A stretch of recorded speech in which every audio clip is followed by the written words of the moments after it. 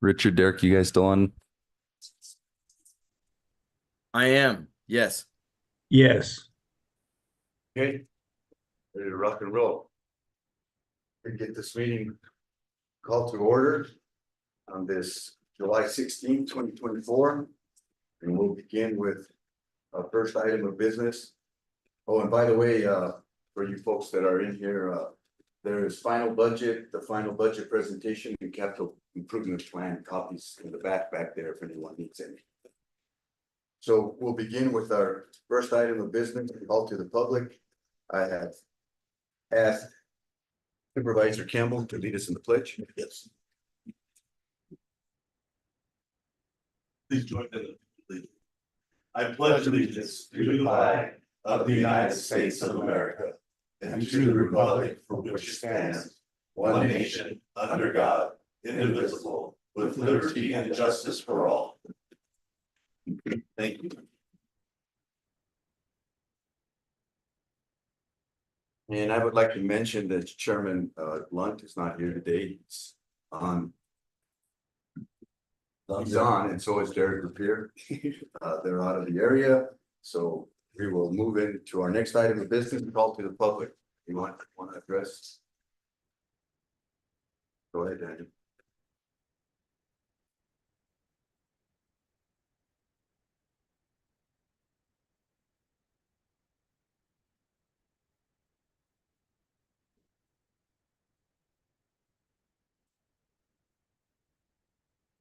Good morning, gentlemen. My name is Daniel Cervantes, Clifton and Greene County President. I've shared with you before the meeting a copy of the agenda with regards to yesterday's Monday 15th, 2024, 2:30 Clifton Town Council special session, which met at the council chambers. The only items on the agenda were to terminate the employment agreement with Town Manager Rudy Perez. Rudy Perez was seated on the front row of the audience seating. I believe Rudy Perez had started his workday as early as 7 a.m. when the town hall opens its doors to the public. I was the only member of the public present during the entire session. Also present by phone was an interim male town attorney who was representing the town's female attorney who could not attend. 3 council persons were present. The 3 council persons that were present, including Mayor Laura Jarrell, Councilperson Ray West, Councilperson Ray Lorenzo. 3 council persons that were present by phone were Vice Mayor Anthony James, Councilperson Carrillo, Councilperson Karen Confried. At least 4 of the town employees were present at a separate table reserved for people like them. One included the town's chief of police, Omar Negrete, the town's fire chief, a female radio dispatcher, a female employee who was in charge of the town's RV park in North Clifton. I had also spoken by phone with the town's public library director before the meeting, and she shared with me that she already knew what would happen. The town mayor, Laura Durrell, started the meeting at exactly 2:30 p.m. following the council's usual agenda, which includes call to order, pledge of allegiance, roll call, new business. There was no item D, call to the public. It took the council members present exactly 4 minutes to vote to terminate the employment agreement with Town Manager Rudy Perez. As soon as that occurred, Rudy Perez stood and left the building. I had arrived minutes after 2 p.m. and quickly listened to the town employees present and quickly determined that they already knew what would happen. On item number 2, discussion and action regarding selection of an interim town manager. The council quickly chose two people, Police Chief Omar Negrete and the Town Clerk Cecilia Jernigan, to fill in the vacant spot while still keeping their full-time jobs at regular pay, and they are to receive some kind of part-time money stipend as well.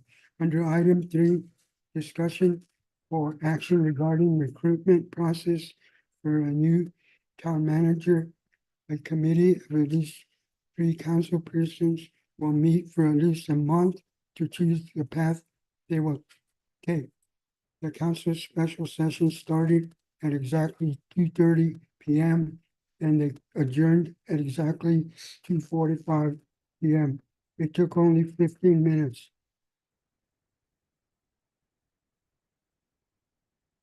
For that, to terminate Rudy Pettis' employment agreement.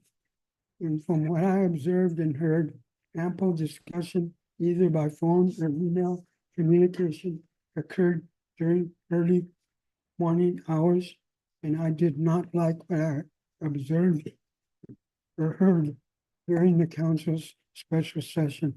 I believe Rudy Pettis had been doing an excellent job during his short stay here in Clifton. Thank you, gentlemen, for allowing me to address all of you this morning. Thank you, Danny. Is there anybody else?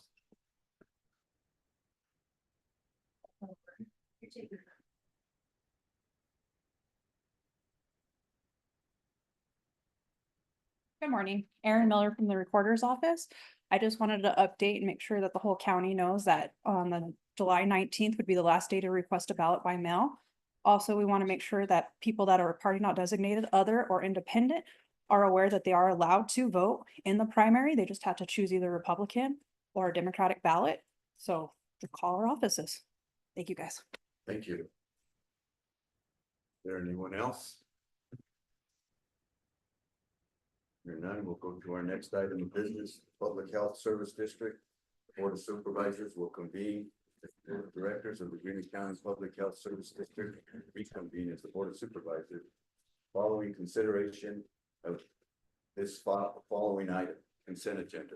I move that we approve the consent agenda as listed. I second that. Motion has been made and second. Call for vote. All in favor signify by saying aye. Aye. Aye. Anyone opposed? Same sign. Ayes have it. Okay, we will now reconvene as the Board of Supervisors and we will move into our next item of business, the Flood Control District. Board of Supervisors will convene as the Board of Directors of the Greene County Flood Control District and will reconvene as the Board of Supervisors following consideration of this following consent agenda. I move that we approve the consent agenda as listed. I second it. Motion has been made and second. All in favor signify by saying aye. Aye. Aye. Aye. Ayes have it, so. Okay, we will now reconvene as the Board of Supervisors and we will go into our next item of business. Tony Hines, Public Works Facility and Field Fleet Manager. Floor is yours, Tony.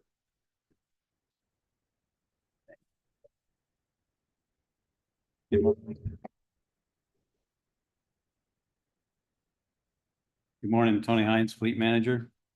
For item A, we're asking for permission to go out and solicit bids for the light vehicles that are listed. As a note on that, I want to make sure that you guys know that Enterprise has reached out to us again constantly to supply our vehicles for us, and we will be evaluating that along with the bids that we get. So it'll be a little bit more broad there. Okay, thanks. Well, I move that we approve of the permission to solicit bids for the 2 PPV vehicles for the Sheriff's Department, 1 half-ton 4x4 pickup for animal control, 1 midsize SUV for the Fleet Department, 2 half-ton pickups with service box for the Facilities Department, and 1 half-ton 4x4 4-door pickup for the Health Department as presented. I second that, Richard Lund. Motion has been made in second. All in favor signify by saying aye. Aye. Aye. Ayes have it, so ordered. Okay. So item B would be for permission to purchase the man lift for the Public Works Department through Empire using the Omnia contract.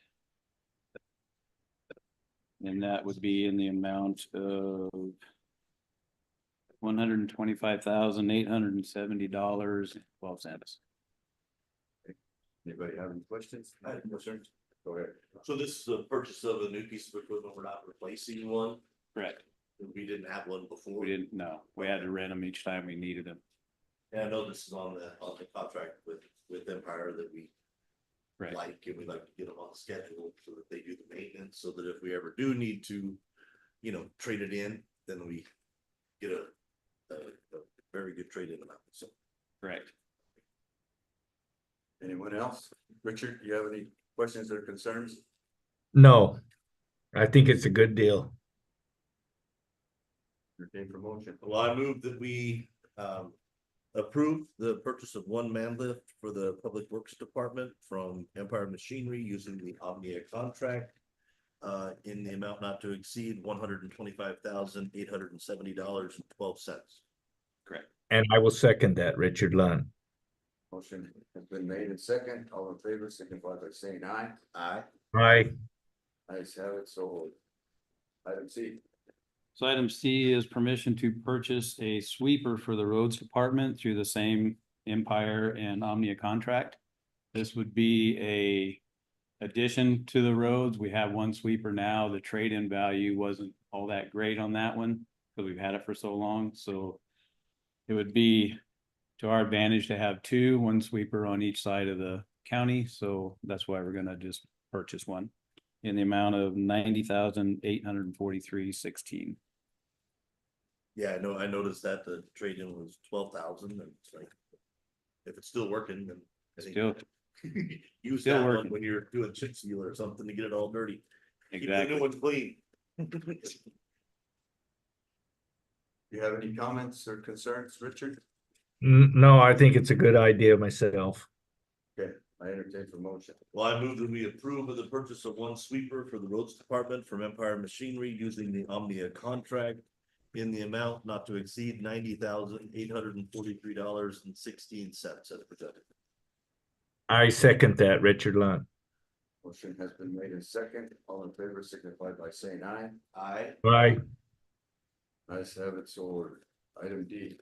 Yeah, item D is permission to purchase a grader for the roads. This is on our rotation, so this is time for the oldest grader we have to go away and a new one to come in on the same Omnia contract in the amount of $243,127. Okay, and just a quick question, this is replacing one and we're getting a trade-in value of $163,400, so. that's Correct.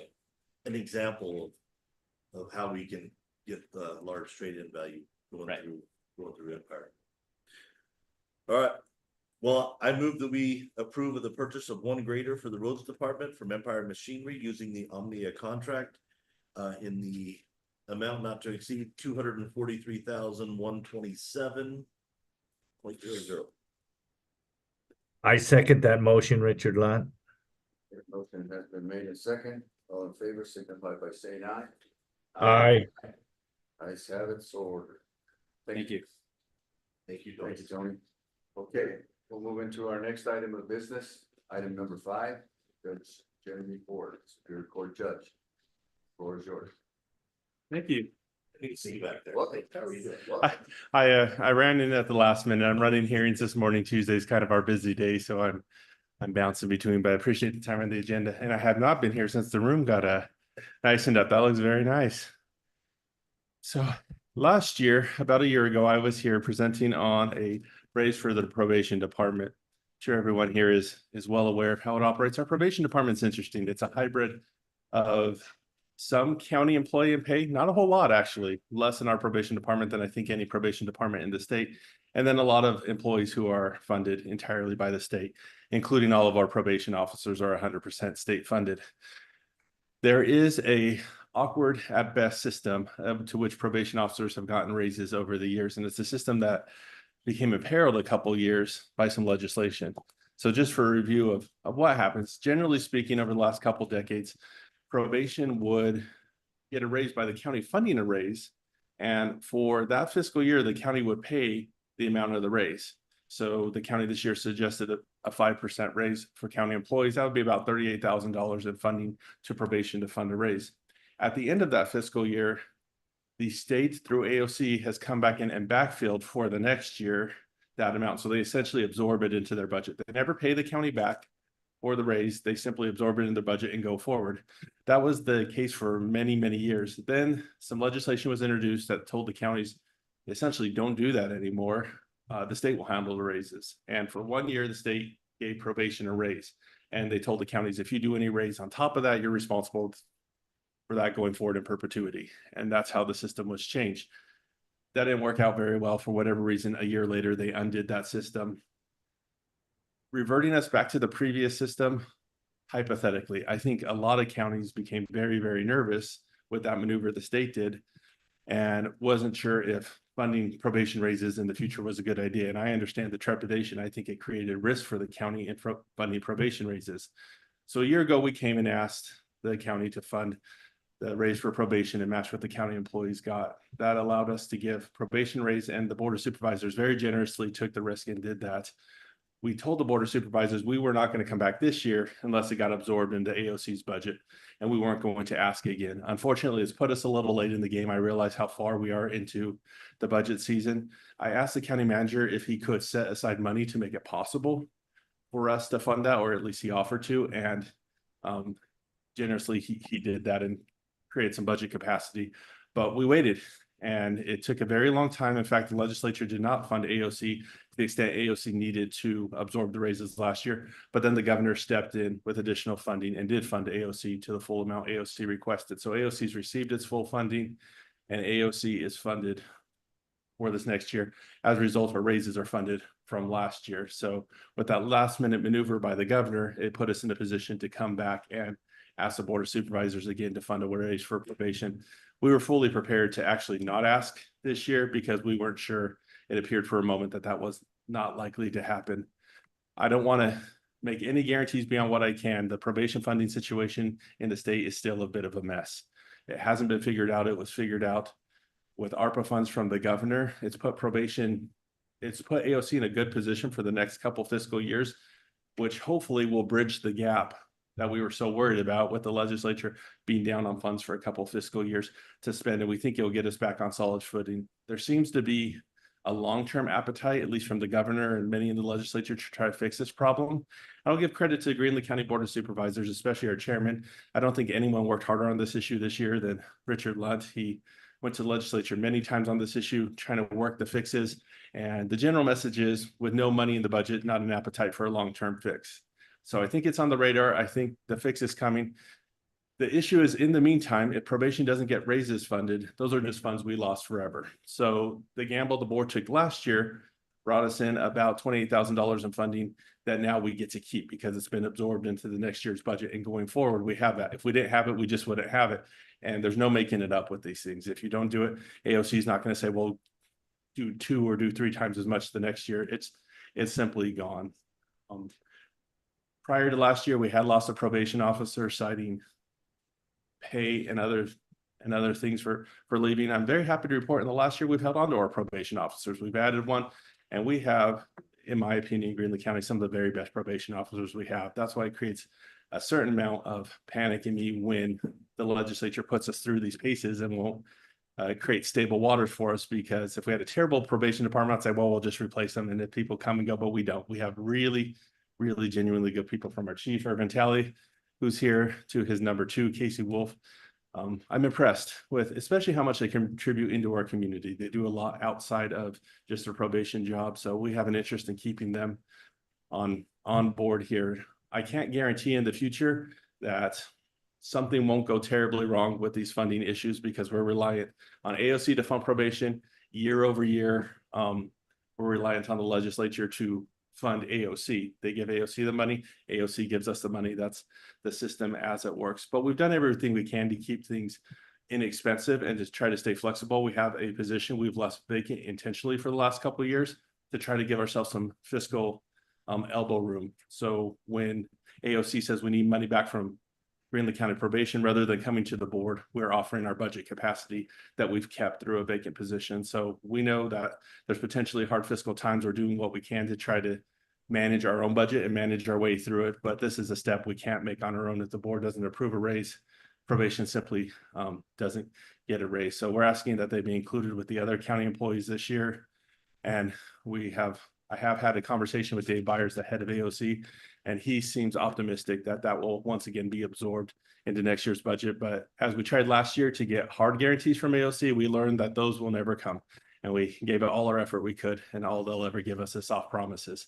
So we got all the way to a soft promise, which should leave nobody feeling comfortable, but that's how far we were able to get in this fiscal year. Okay, does anybody have any comments? Comment that, you know, a soft promise is better than no promise, so I guess that's all right. And I think my feelings are that you know, the probation department, they're still part of Greenlee County's family, even though that they are paid differently and kind of, you know, separated out in the budget wise, but they are still part of the Greenlee County family, and I think we need to take care of them. My question would be to Austin and or Derek, if he's here, that if we have the budget capacity built in to the current budget to make that happen. Mr. Chairman, this Go is ahead. Derek. Go ahead, Derek. Yes, Judge Ford has done an excellent job of explaining the problem. From a budget management point of view, our biggest concern is, does this get stabilized? I think there's been lots of strides forward made this year, and I think the problem will be addressed. It may take a legislative session or two to get there, but I think it will be addressed. As for the current budget year, we have what we call Fund 601. It is a fund where we're required to support some probation functions through the general fund. The main driver of that fund is juvenile detention. If for some reason a juvenile needs to be detained, we send them to Pinal County. That's the only facility really available to us, and it's very expensive, and so we budget quite a bit there. We budget the equivalent of 1 child per day for an entire year. We've never hit more than about 4 months worth of days, 4 or 5 months worth of days in our worst years, but we over budget because you never know. We have capacity in that fund 601 to fund this raise and then play this pay and catch up game again. We also have some additional funding capacity in the general services fund, which is also general fund money. If we needed that as a backup. Those are already built into the budget. There will be no changes in the line item. There will be no changes in the final overall budget. Those would simply be assigning these costs to funds that are already established and funded. So yes, Supervisor Campbell, we do have the budget capacity to do this. And we would suggest, if the board decides to do so, that we make it retroactive back to July 1st, the beginning of the fiscal year. Thank you. Thank you, Derek. Richard, you have any Yeah. comments? Yes, no, you know, to Mr. Talley and Justice Ford, they have worked extremely hard on it and on their end, and at the legislature there is no appetite to fix something that they initiated in the first place. And I've been aware of this problem, and we've been working on it. And to Derek and Austin's credit, they knew there was a possibility, so they did put it in the budget in a way that we could cover it. And so we've got a great people in our department, and I want to keep them. It's a lot easier to keep good people than take our chances, and so I think we ought to do this. And so I speak in favor of this. Okay, well, I just one quick simple comment. Thank you, everyone that has been involved in this and can make this thing happen. So I entertain for a motion. Well, I move that we approve the inclusion of the Greenlee County Probation Department and the Greenlee County raise for the fiscal year 2024-2025. I second that motion, Richard Lunt. Motion has been- Mr. Campbell, can I ask that Mr. Rapier's language retroactive to July 1st be added to the motion? Yeah, retroactive to July 1st. And I'll second that, Richard Lunt. Okay, motion has been made, second and clarified, and I entertain for vote. All in favor signify by saying aye. Aye. Aye. Ayes have it, so ordered. Thank you, Jeremy. Thank you so much to the board. You're proud of me that I didn't say so moved. Take care. Okay, we will now move into our next item of business, public hearing.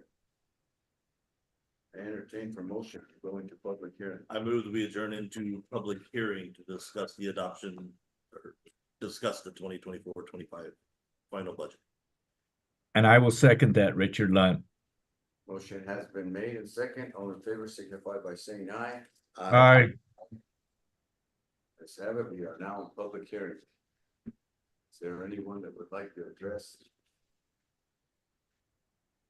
Go ahead, Dan. Gentlemen, again, my name is Daniel Salante. President Everett. I haven't had a chance to review the documents. Is it okay if I go? Absolutely. Okay.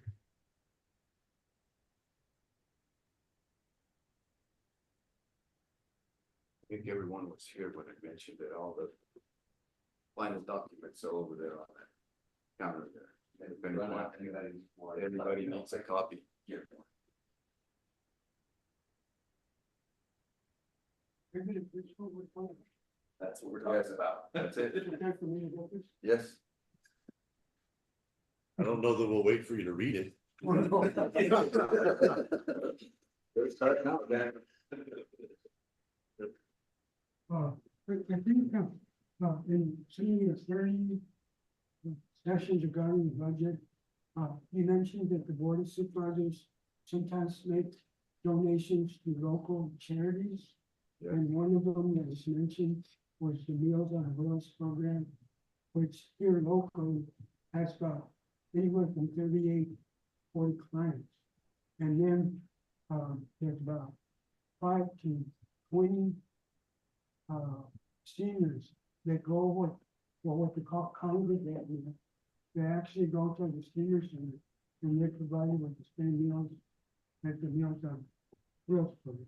So what I want to know is, are you going to approve some kind of donation to Meals on Wheels? Yeah, Derek, would you like to comment on that? Yes, Mr. Chairman, if you could repeat, I understood Mr. Cervantes addressed charities, but I couldn't hear a lot of what he said. Meals on Wheels down here at the Nutrition Center.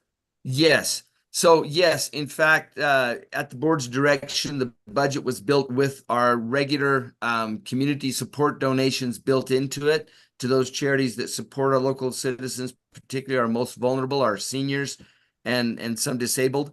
And so yes, those are in there. And once the final budget is prepared, we've already received requests from some of those organizations. We will then put them on a subsequent agenda and approve those donations. The board can approve them then. Thank you, Derek. Thank you, gentlemen. Thank you. Yeah. Okay.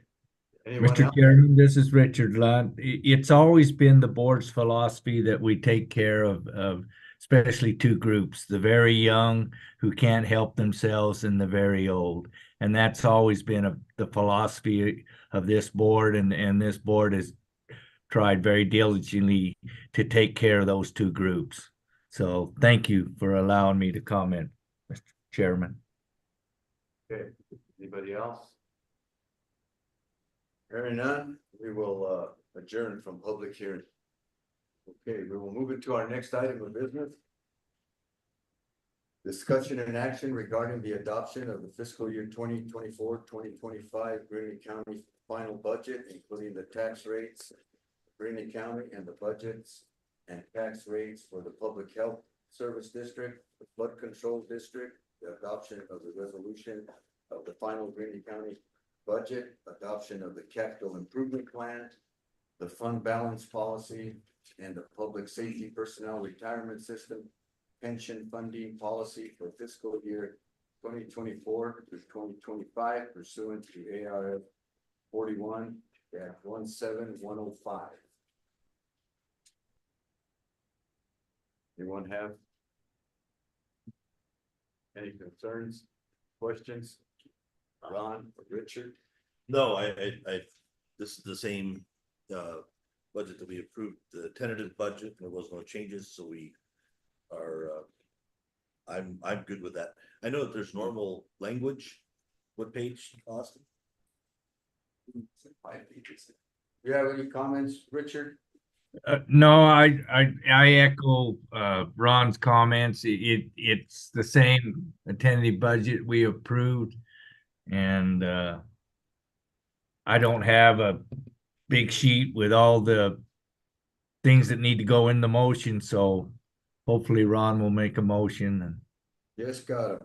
Okay, I entertain for a motion. All right, here we go.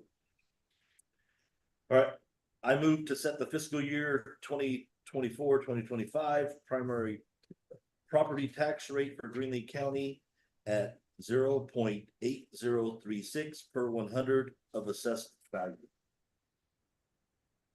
I second that motion. Richard Lund. Motion has been made and second, all in favor, signify by saying aye. Aye. I, Ayes have it, does this have to be a roll call vote on it, since it's a budget? It does not, because we have not exceeded the TNT rate. Okay, thank you. So we'll just include it all in general. Is that what you're asking, Richard? Well, if you exceed the TNT rate, then there has to be a roll call vote. But we didn't, so we can do it Okay, with a voice vote. okay, But we'll still go through them one by one. yeah.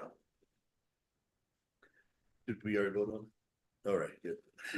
All right. Well, then I move to set the fiscal year 2024-2025 Public Health Service District tax rate at 0.2475 per $100 of assessed value. I second that motion. Richard Lund.